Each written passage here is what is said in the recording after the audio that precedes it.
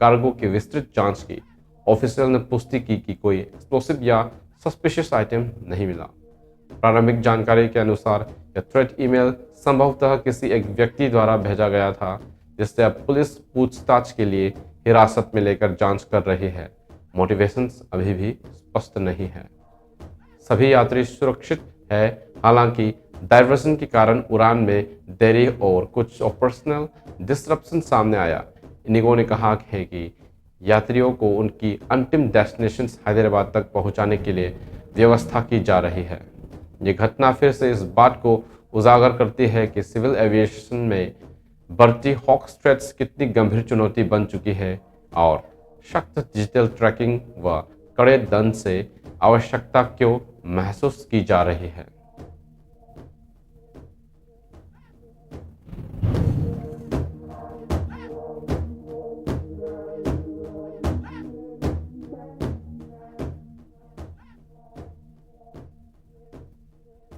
भारत और रूस ने लगभग $2 बिलियन का nuclear powered attack submarine lease deal लगभग 10 साल की बातचीत के बाद फाइनल कर दिया है। यह समझौता एक ऐसे ही समय पर हुआ है कि जब रशियन प्रेसिडेंट व्लादिमीर पुतिन इस सप्ताह नई दिल्ली की यात्रा पर है। डील के अनुसार रशियन सबमरीन को 10 साल की अवधि के लिए भारत को लीज पर दिया जाएगा, हालांकि इसे किसी भी एक्टिव कॉम्बैट में उपयोग करने की अनुमति नहीं होगी। यह शर्त रशियन के स्पष्ट रूप से रखी है। इंडियन ऑफिशियल्स के मुताबिक सबमरीन की डिलीवरी अगले 2 वर्षों में होने की उम्मीद है, लेकिन उन्होंने यह भी कहा कि तकनीकी जटिलताओं के कारण समय सीमा में थोड़ी देरी संभव है। यह लीज सबमरीन इंडियन नेवी की ट्रेनिंग और न्यूक्लियर सबमरीन ऑपरेशन कैपेबिलिटी को मजबूत करने में अहम भूमिका निभाएगी, जिससे भारत अपनी इंडिजिनियस न्यूक्लियर सबमरीन फ्लीट्स को विकसित करने के लक्ष्य की ओर करीब आएगा। इस डील को इंडिया की अंडर वाटर स्ट्रेंथ को बढ़ाने की दिशा में एक बड़ा कदम माना जा रहा है, खासकर ऐसे समय में जब देश अपनी नेवल कैपेबिलिटीज को तेजी से मॉडर्नाइज कर रहा है।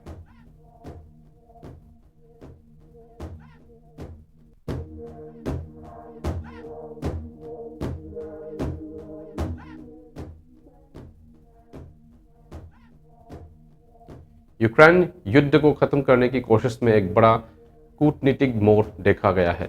अमेरिकी राष्ट्रपति डोनाल्ड ट्रंप ने कहा कि व्लादिमीर पुतिन युद्ध को समाप्त करने के लिए तैयार नजर आ रहे हैं, हालांकि मॉस्को में हुई लंबी बातचीत में कोई ठोस नतीजा नहीं निकला।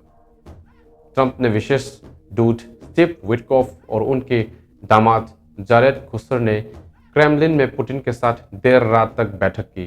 क्रेमलिन ने चर्चाओं को यूजफुल और कंस्ट्रक्टिव बताया, लेकिन स्वीकार किया कि मुख्य मुद्दे पर, खासकर टेरिटरी से जुड़े सवालों पर कोई सहमति नहीं बन सकी। रूस ने कुछ अमेरिकी का प्रस्ताव को स्वीकार किया है, लेकिन कोई महत्वपूर्ण सुझावों पर असहमति जारी है। क्रेमलिन ने कहा कि बातचीत आगे भी जारी रहेगी, क्योंकि समाधान तक पहुंचने के लिए और काम करना होगा। अगला कदम यूएस डेलीगेशंस अब मायमी में यूक्रेनियन अधिकारियों ने मुलाकात करेगा। इस बैठक से यह तय हो सकता है कि पीस प्रोसेस किस दिशा में आगे बढ़ेगा। फिलहाल यूक्रेन कॉन्फ्लिक्ट के अंत को लेकर उम्मीदों तो है, लेकिन रास्ता अभी भी कठिन और अनिश्चित है।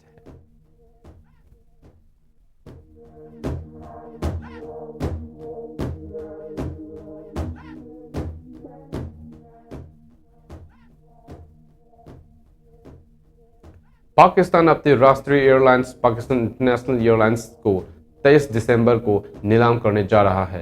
यह कदम देश के IMF कार्यक्रम का सबसे अहम हिस्सा माना जा रहा है, जिसका उद्देश्य PIA को दिवालिया स्थिति से बाहर निकालना, इसकी ग्लोबल फ्लाइट ऑपरेशंस बहाल करना और इसे आधुनिक एविएशन स्टैंडर्ड्स के अनुरूप बनाना है।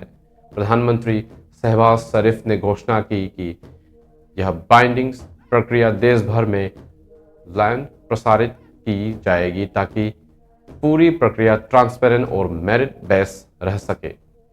सरकार ने पुष्टि की कि PIA में 51% से 100% तक हिस्सेदारी बेची जा रह सकती है, यानी नए खरीदार को एयरलाइंस का पूर्ण प्रबंधन भी मिल सकता है। अब तक 4 बड़े कंसोर्टिया नीलामी के लिए प्री क्वालिफाई है चुके हैं। लकी सीमेंट कंसोर्टियम, अरिफ हबीब कॉरपोरेशन कंसोर्टियम, फौजी फर्टिलाइजर कंपनी लिमिटेड और एयर ब्लू लिमिटेड। सरकार का मानना है कि यह प्राइवेटाइजेशन न केवल पीआईए के भारी नुकसान को कम करेगा बल्कि एयरलाइंस को अंतर्राष्ट्रीय स्तर पर फिर से प्रतिस्पर्धी बनाएगा। पाकिस्तान के एविएशन सेक्टर के लिए यह नीलामी बेहद निर्णायक मानी जा रही है।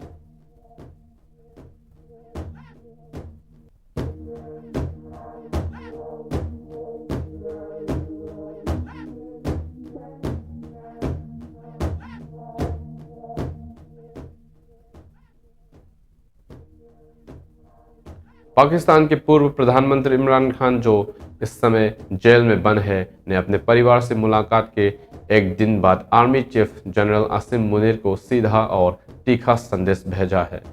खान ने जेल से अपने बयान में आरोप लगाया कि मुनीर न केवल पाकिस्तान अफगानिस्तान सीमा पर तनाव बढ़ा रहे हैं बल्कि देश के अंदर राजनीतिक दमन भी तेज कर रहे हैं। इमरान खान ने कहा कि हाई कोर्ट के स्पष्ट निर्देशों के बावजूद पहले उनके राजनीतिक साथियों से मुलाकात रोकी गई और अब स्थिति इतनी खराब हो गई कि उनके अपने वकीलों और परिवार से नियमित मुलाकात भी बंद कर दी गई है।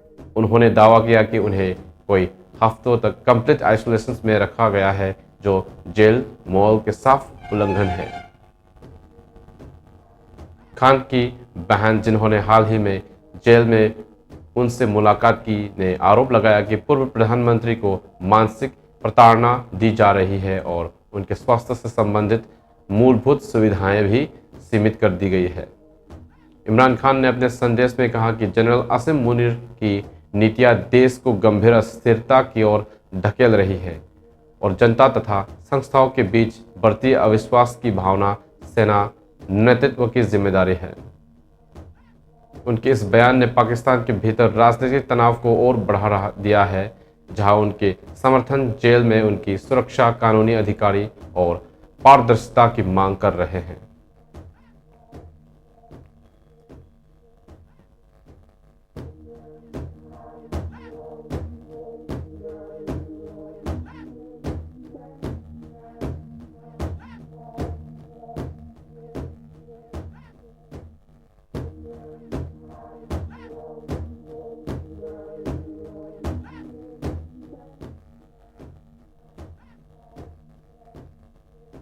कंगला टीवी में हम मानते हैं कि हर आवाज़ मायने रखती है और हर कहानी महत्वपूर्ण होती है।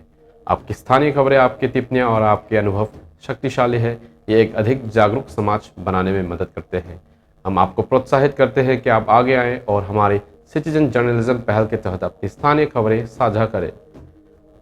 आपका सहयोग सिर्फ स्वागत योग्य ही नहीं बल्कि यह समाज के लिए अत्यंत आवश्यक है। साथ मिलकर हम समस्याओं को उजागर कर सकते हैं, उपलब्धियों का जश्न मना सकते हैं और असली कहानियां को सामने ला सकते हैं।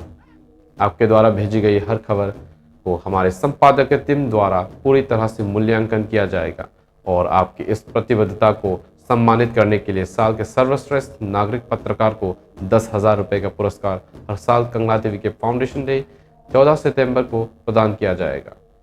अपने समुदाय की आवाज़ बने, कंगला टीवी के सिटीजन जर्नलिज्म के हिस्सा बने, क्योंकि असली बदलाव आपके साथ शुरू होता है। अंत में मुख्य समाचार एक बार फिर। विधायक KH जोय किशन ने विस्थापित परिवार के पुनर्वास को लेकर अनिश्चितता पर जताई चिंता। डॉक्टर KH पालिन ने कहा, नर्स स्वास्थ्य सेवा की रीढ़ है, अस्पताल उनके बिना नहीं चल सकते। यूनेस्को सूचीबद्ध मणिपुर नृत्य संकीर्तन के संरक्षण पर अरिबम श्याम शर्मा का जोर। मणिपुर में पहली बार आयोजित होगा रूबरू मिस्टर मणिपुर प्रतियोगिता।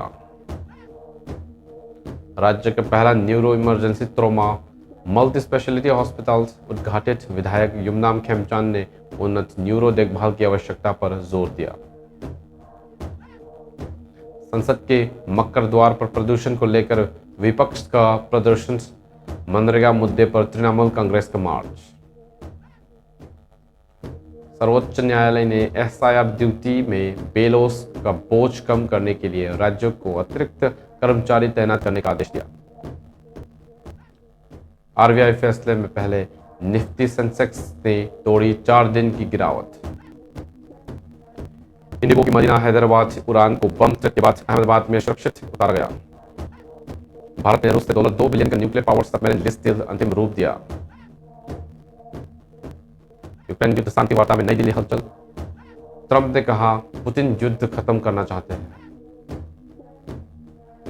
पाकिस्तान 23 दिसंबर को पीआईए की नीलामी करेगा। आईएमएफ शर्तें पूरी करने की बड़ी प्रक्रिया शुरू।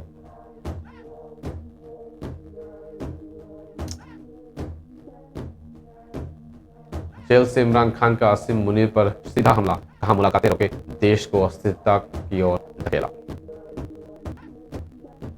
आज के लिए इतना ही। मणिपुर से हिंदी में समाचार सुनने के लिए कंगना टीवी से जुड़े रहे। धन्यवाद।